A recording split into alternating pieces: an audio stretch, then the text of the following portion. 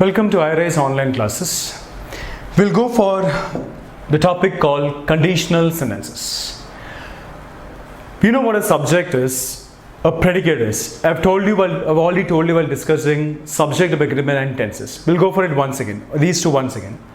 Subject means the doer of an action or the noun or pronoun given primary importance in a sentence. Object means the receiver of an action or the noun or pronoun given secondary importance in a sentence. Now, as we discussed, in a sentence, an object is not necessary. May be there, may not be there. But a subject and a verb must be there in every sentence. Come to predicate. Now, in a sentence, what is said about the subject is termed as the predicate. That means when you take a sentence, leave the subject and move on to the rest of the sentence.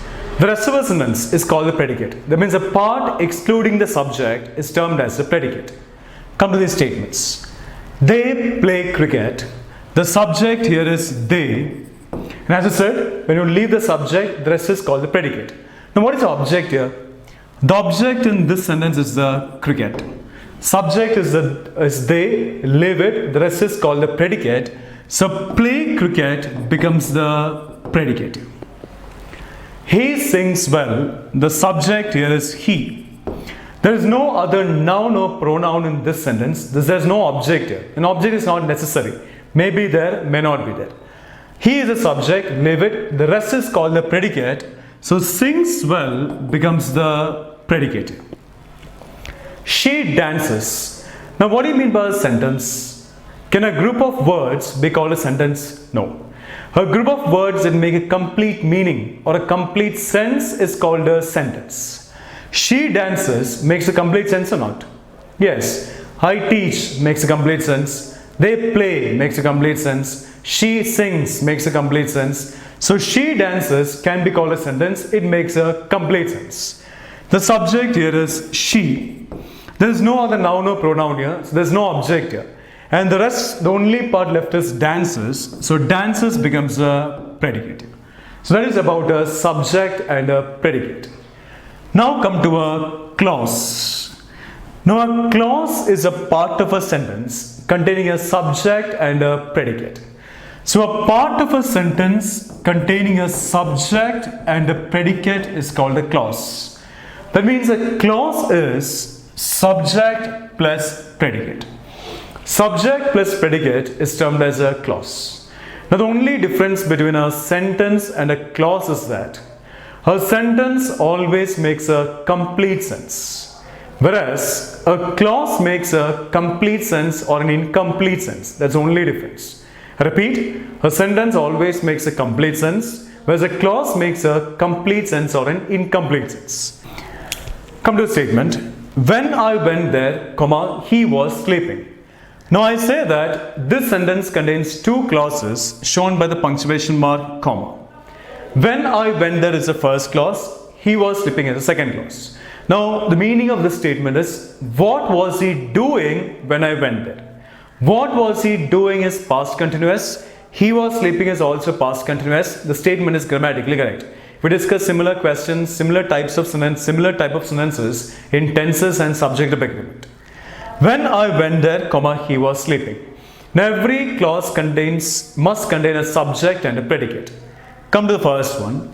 When I went there, the subject here is I, and went there is the predicate here. So, this is a part of a sentence containing a subject and a predicate. So, this can be termed as a clause. Come to the second one.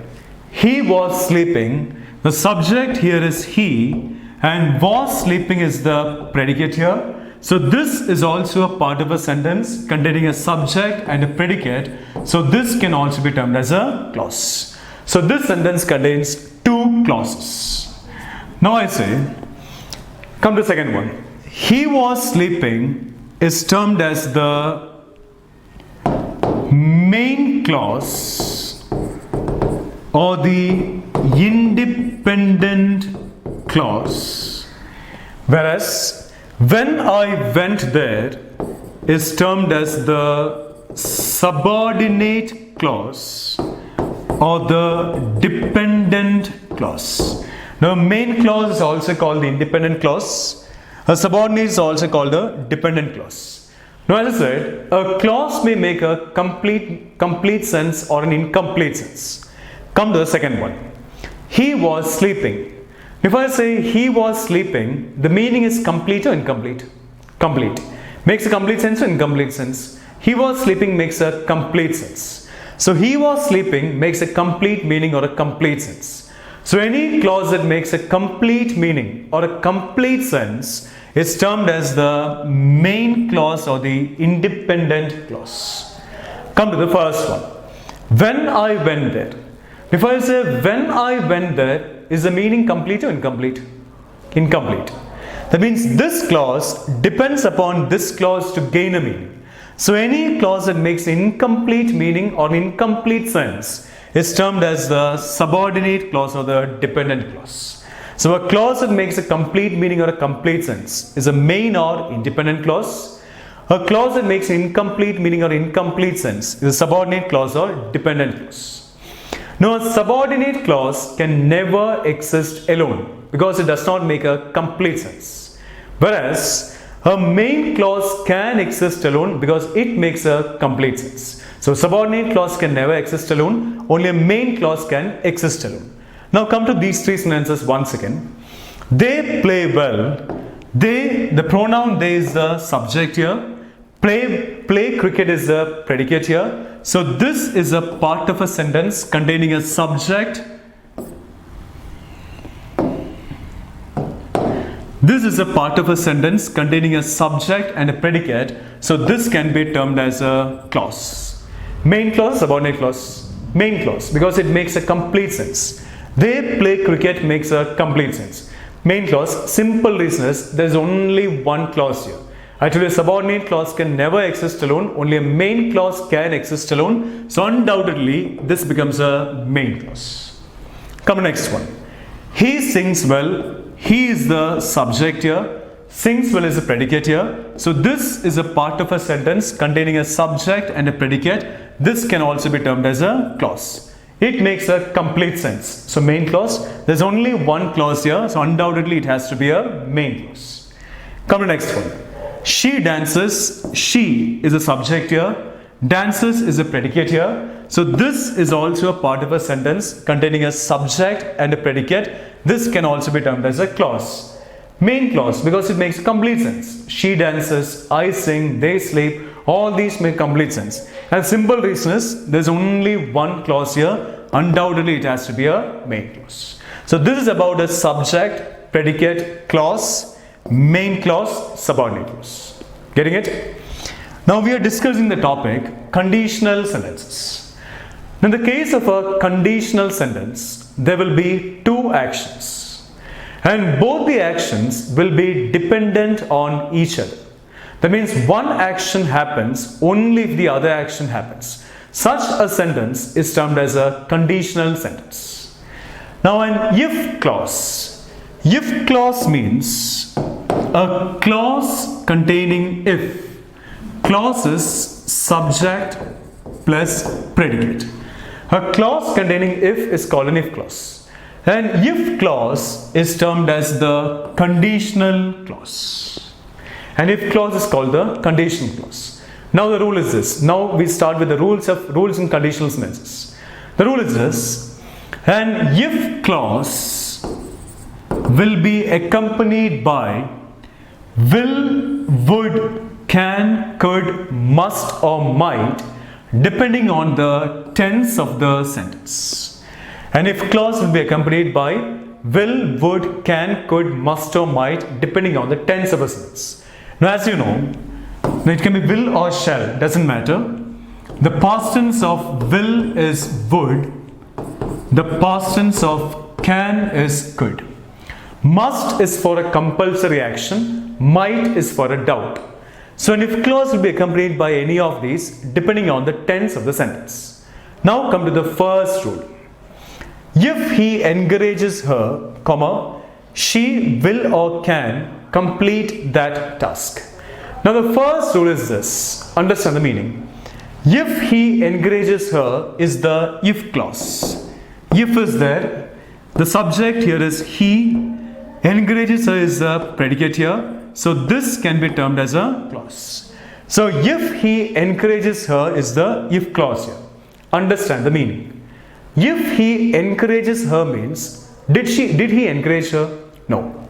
Is he encouraging her now? No. He will encourage her. That's the meaning. So if he encourages her means he did not encourage her. He is not encouraging her now. He will encourage her.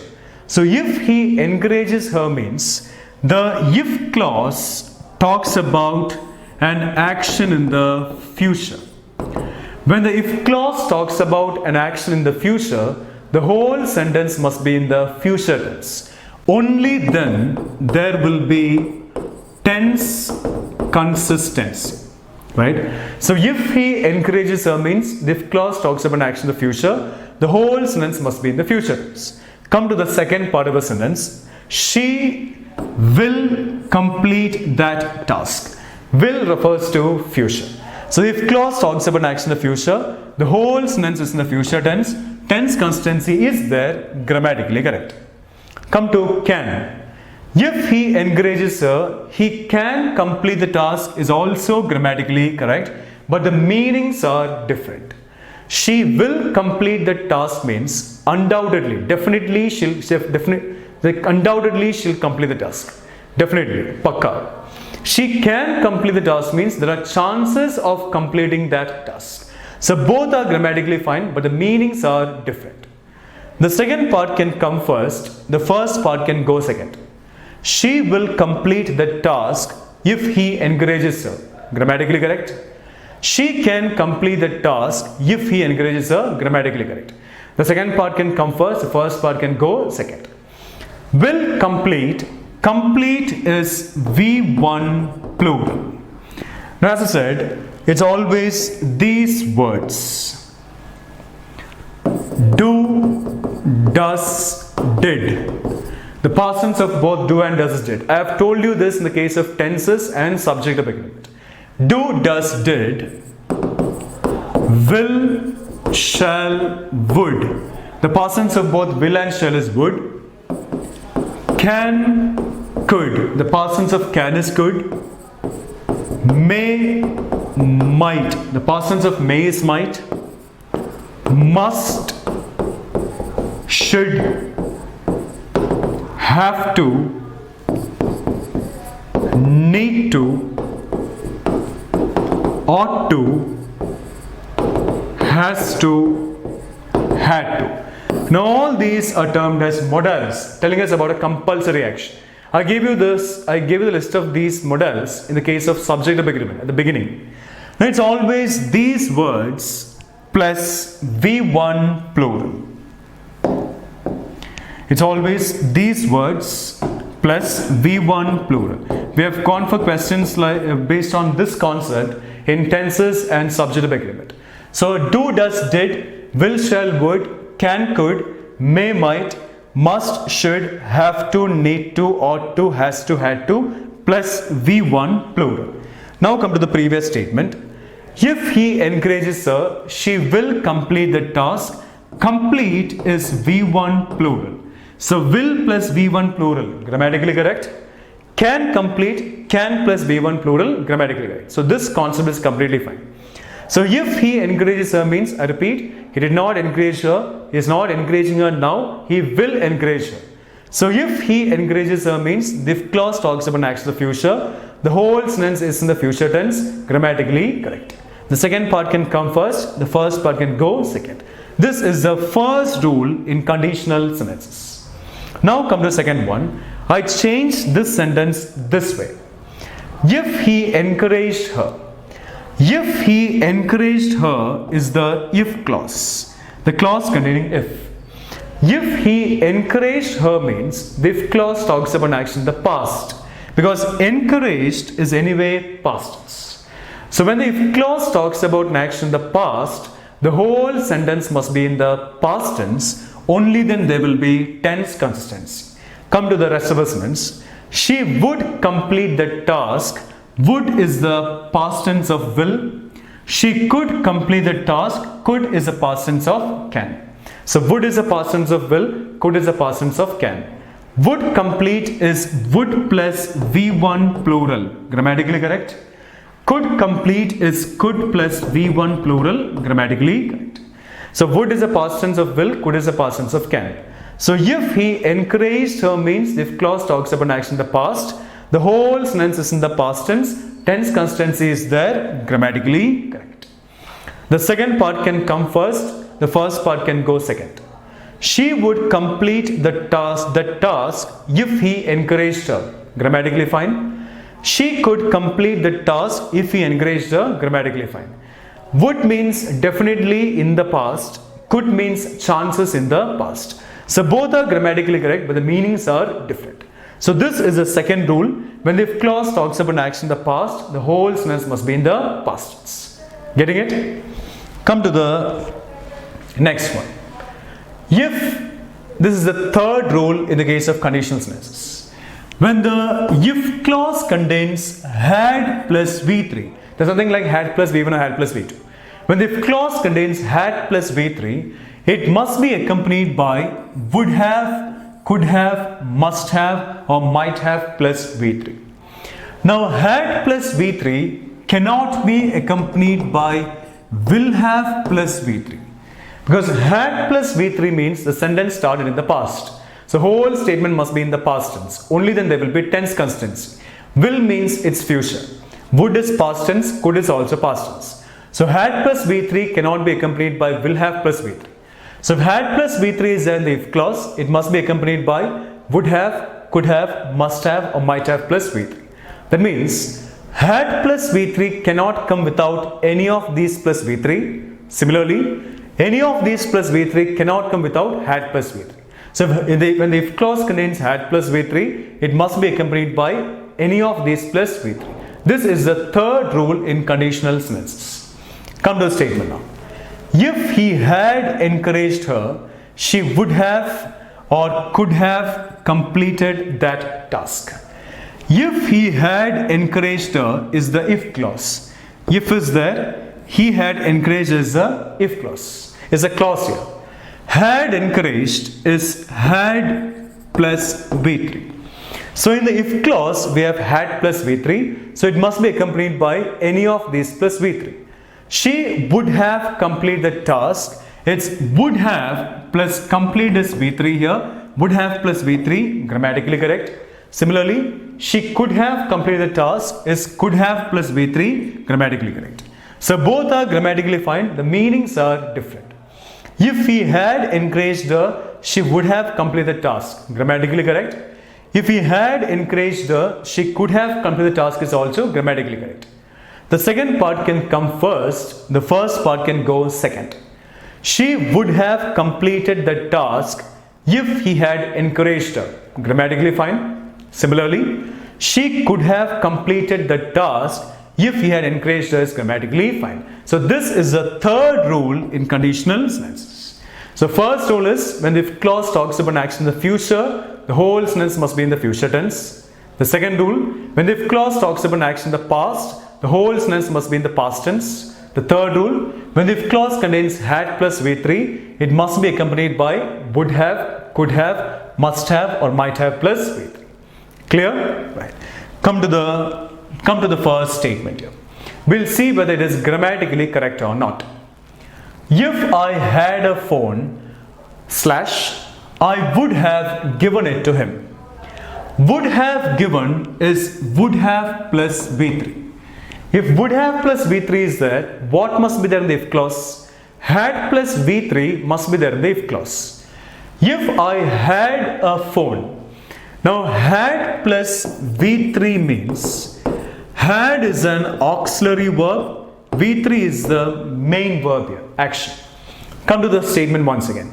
If I had a phone means had is not an auxiliary verb here, had is a main verb here. Because there's no main verb after had. So V3 is not there in this statement. I said if had plus V3 is there, it must be accompanied by would have or could have plus V3. So this statement is grammatically wrong. Because had plus V3 is not there. So it cannot be accompanied by would have plus V3. So we understood that the statement is grammatically wrong. Now my question is, the error in this statement is in part 1 or part 2 that is my error. That is my question. Now as I said, in the case of spotting the error, our task is to find out the part that contains the error. We'll never read a sentence from the right to the left. We'll read only from the left to the right. So it's all about moving from the left to the right and trying to identify the part that contains the error. That is called spotting the error. Come to the statement once again. If I had a phone, till here, any error? No. If I had a pen, completely fine. If I had a car, completely fine. So till here, there is no error. If I had a pen means the if clause talks about an action in the past, because had is anyway past tense. So now we need to focus only on the second rule. The second rule.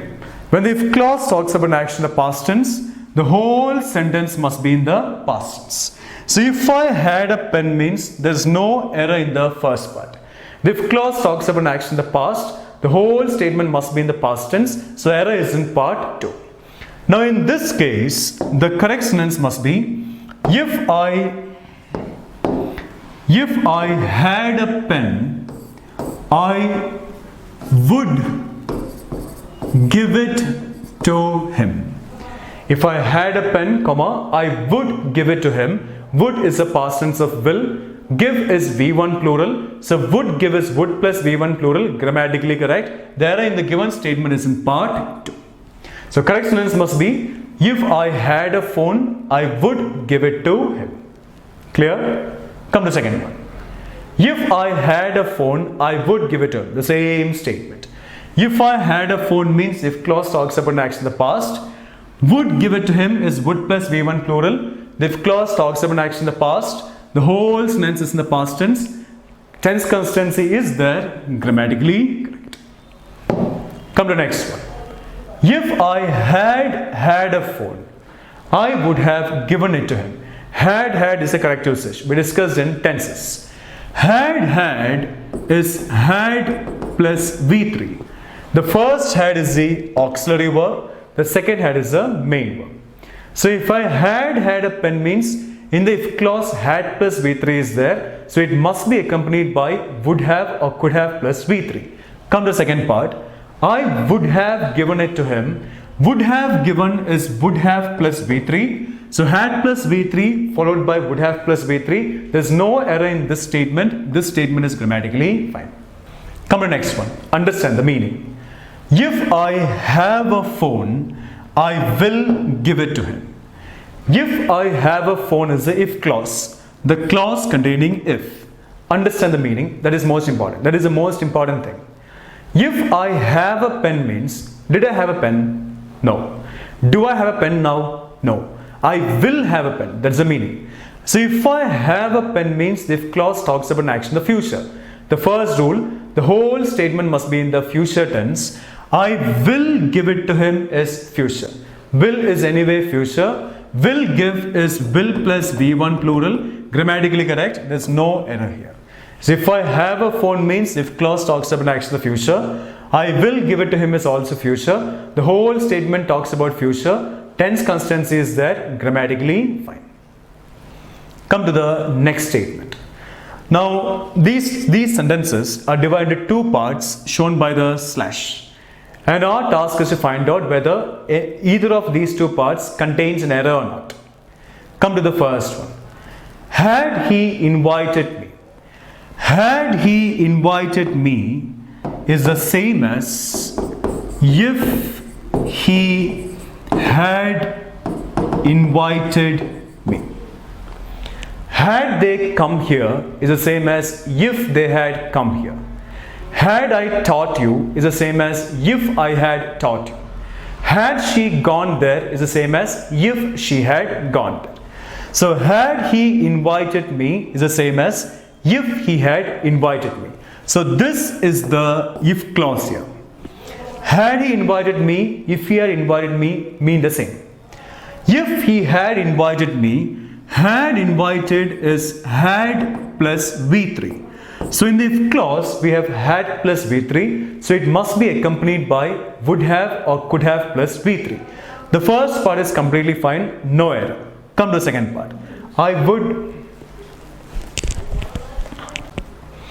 So had he invited me is if he had invited me. So had invited is had plus V3. In the if clause we have had plus V3. So it must be accompanied by would have or could have plus V3. The first part is grammatically fine, no error. Come to the second part. I would attend the function. Would have plus V3 is not there in the second part. So it is very clear that the error is in part 2. So the correct statement here must be, had he invited me, I would have attended the function. Had he invited me, I would have attended the function. Would have attended is would plus have plus V3. So had plus V3. The if clause contains had plus V3. It's accompanied by would have plus V3. Now the sentence is grammatically correct. The second part can come first. The first part can go second. I would have attended the function had he invited me. Grammatically correct. Similarly, had he invited me, I would have attended the function. Grammatically correct. Come to the second part. If they had tried to save her, comma, she would have been alive. If they had tried to save her is the if clause here. The clause containing if. Had tried is had plus V3. So the if clause had plus V3 is there, it must be accompanied by would have or could have plus V3. Come to part 2. She would have been alive. I told you this in the case of tenses and subjective agreement. After, in the perfect tense, after has, have and had, V3 must be there.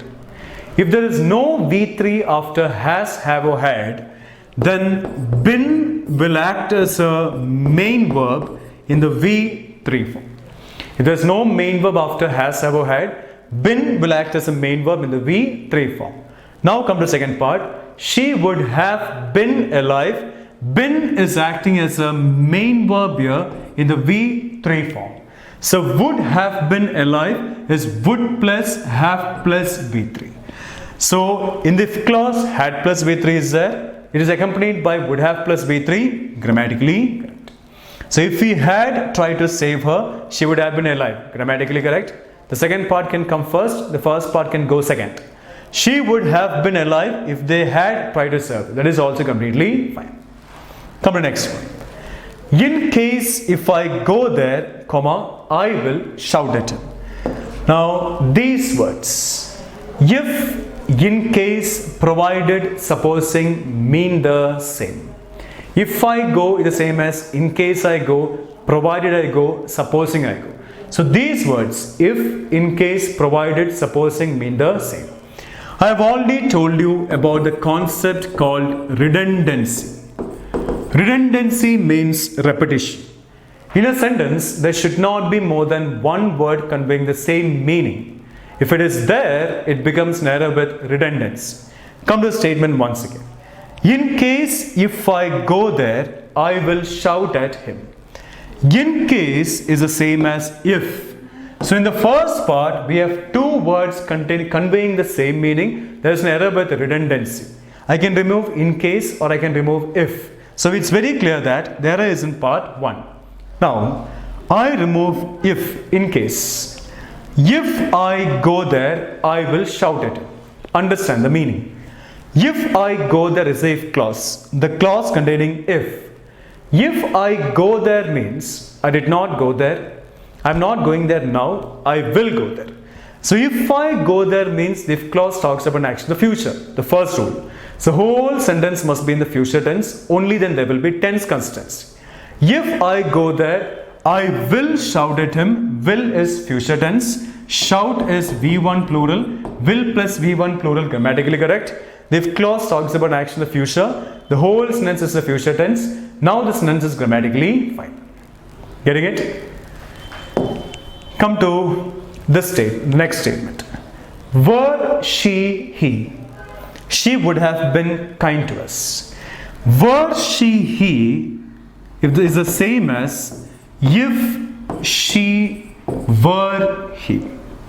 If she was, he is wrong. I told you in detail in the exception sentences. In the subjunctive mode, if is always imagination. In the subjunctive mode, no matter whether noun or pronoun is singular or plural, we must always use were. We can never use was. So if she was he is a wrong usage. It must be if she were he. Were she he means if she were he.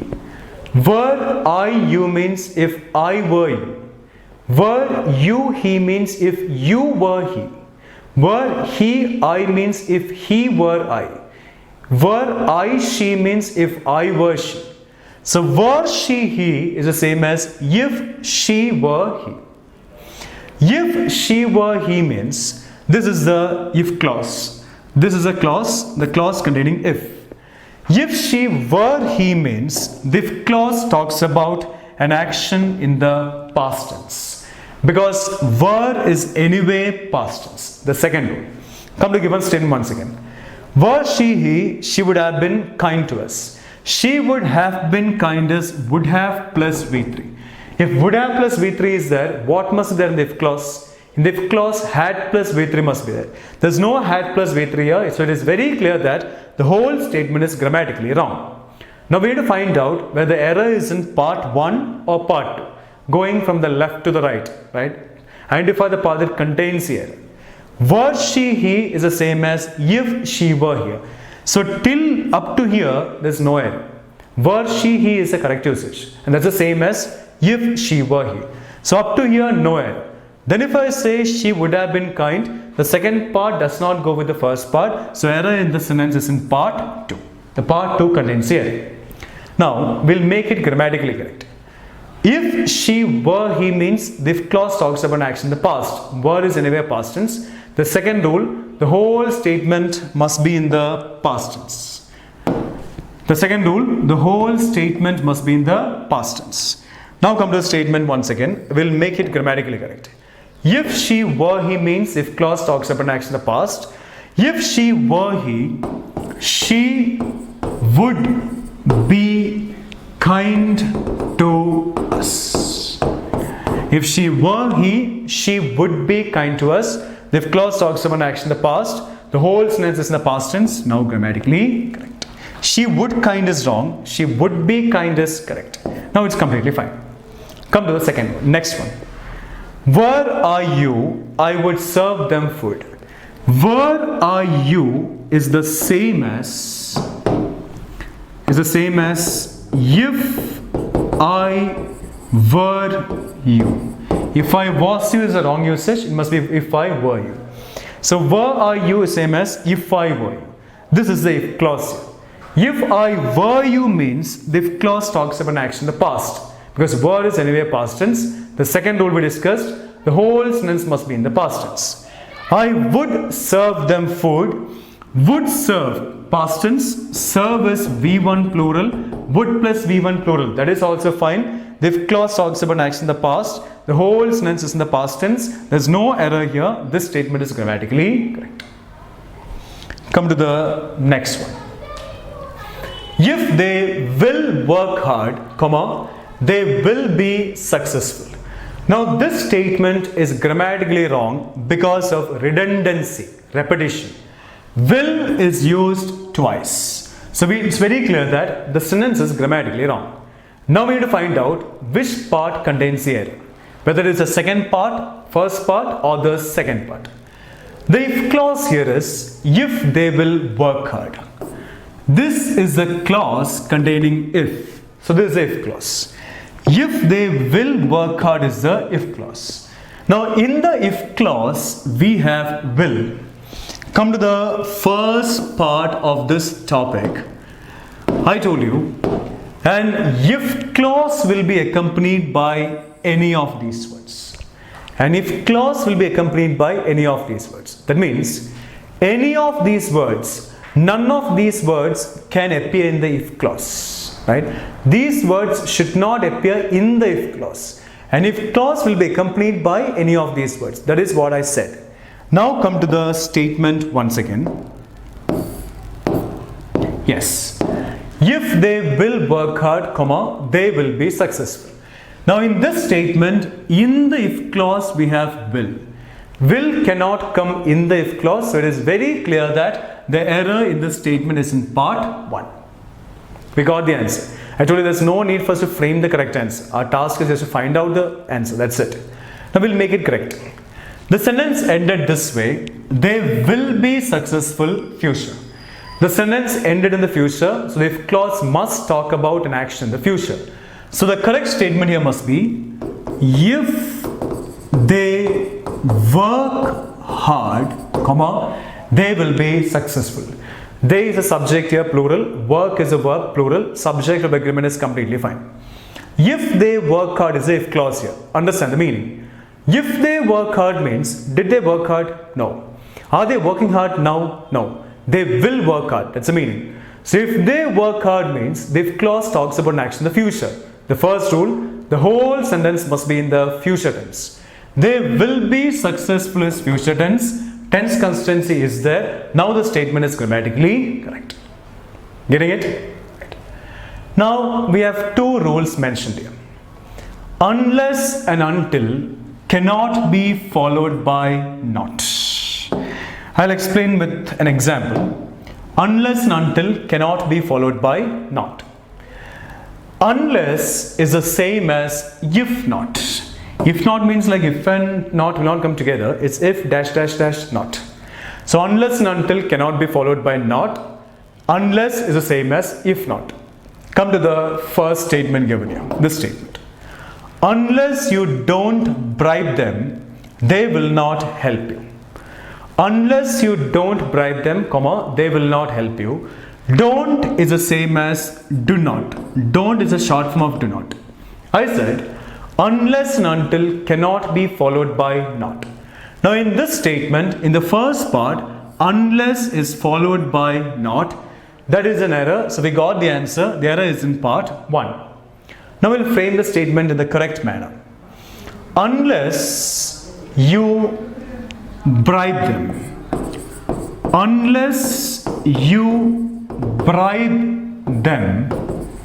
Now you is a subject. With you the verb must always be plural. Bribe is a verb which is plural. Unless you bribe them. Unless you bribe them, they will not help you. Now this statement is grammatically correct. I told you, unless is the same as if not. We'll frame the same idea in the if not form. Unless you bribe them is the same as if you don't bribe them. If you doesn't is wrong. With you the verb must be plural. Don't. Do is plural, does is singular. If you don't bribe them, they will not help you. If you don't is if not. I told you unless is the same as if not. So unless you bribe them, they will not help you is the same as if you don't bribe them, they will not help you. The same meaning, the only thing is expressed in two different forms. One is the unless form, the other one is the if not form. The meaning remains the same. Come to the next one. Unless he doesn't pay the fees, he will not be allowed to enter the examination hall. Unless he doesn't pay, unless is followed by not, grammatically wrong. The error is in part A. The correct statement in this context must be, unless he pays the fees, he will not be allowed to enter the examination hall. He is the subject here, singular. The subject is singular. The verb must also be singular. Subject, verb, agreement. Pays is a verb here, singular because of the S. So, unless he pays the fees, he will not be allowed to enter the examination hall. I told you, unless is the same as if not. We'll frame the same idea in the if not form. The same idea in the if not form becomes, if he doesn't pay the fees, he will not be allowed to enter the examination hall. If he doesn't pay is if not. He is the subject here, singular. The verb must also be singular. Does is a verb here, singular because of the ES. Doesn't pay, it's always does plus V1 plural. Do, does, did plus V1 plural. Doesn't pay, pay is V1 plural. He is singular, does is also singular. Does plus V1 plural, doesn't pay, pay is V1 plural. All these concepts are completely fine, grammatically correct. So unless he pays the fees, he will not be allowed to enter the examination hall is the same as if he doesn't pay the fees, he will not be allowed to enter the examination hall. Come to the next one. You have to wait here until the teacher comes. Now, until and till are for time. Now, you have to come here. The meeting is till 5 o'clock. You have to wait here until I come. Now, until can be used when there are two actions denoting time. Till can be used when there is only one action denoting time. You have to, the meeting is till 5 o'clock. 5 o'clock means time. There's only one idea in this sentence denoting time. You have to wait here until the teacher comes. That means till the time. The sentence is denoting time. We have two ideas in this sentence denoting time, so we have to go for until. That's regarding the usage of until and till. When there's only one idea denoting time, use till. When there are two ideas denoting time, use until. Now we'll see whether this sentence makes sense or not. You have to wait here until the teacher comes. I said until cannot be followed by not. In this statement, until is not followed by not. So grammatically fine. You have to wait here until the teacher comes. That means till the time the teacher comes, you have to be here. And we cannot use till here because we have two ideas denoting time. So till must be replaced with until. Till the time the teacher comes, you have to wait here is grammatically wrong. So until the teacher comes, you have to wait here is grammatically fine. There's no error in this statement. We have two ideas in this statement denoting time. We are using until. Until is not followed by not here, so grammatically correct. Come to the last two statements. If we heat water, comma, it boils. It refers to water. Pronouns. Pronoun antecedent. Every pronoun refers to a noun before it. If we heat water, it will boil.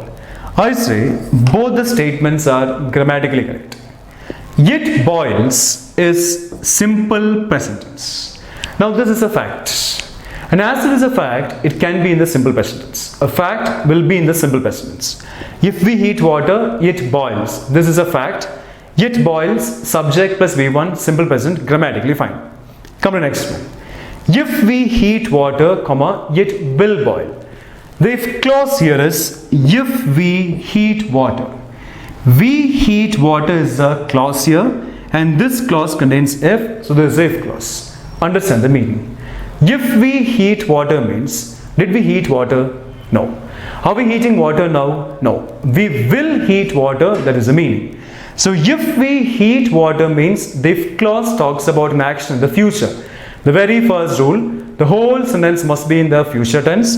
It will boil is future tense, completely fine. Tense consistency is there. Boil is V1 plural. It is always will plus V1 plural. That is also fine. This statement is also grammatically correct. You will not find both the statements given as options. So these are the rules in conditional sentences. I repeat, an if clause will be accompanied by will, would, can, could, must or might depending on the tense of a sentence. The first rule, when the if clause talks about an action in the future, the whole sentence must be in the future tense.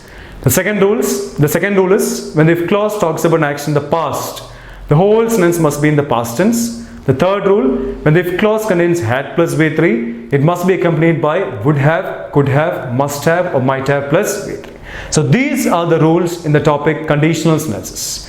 We'll go for an exercise on this topic. We'll go for the application of these rules. Thank you.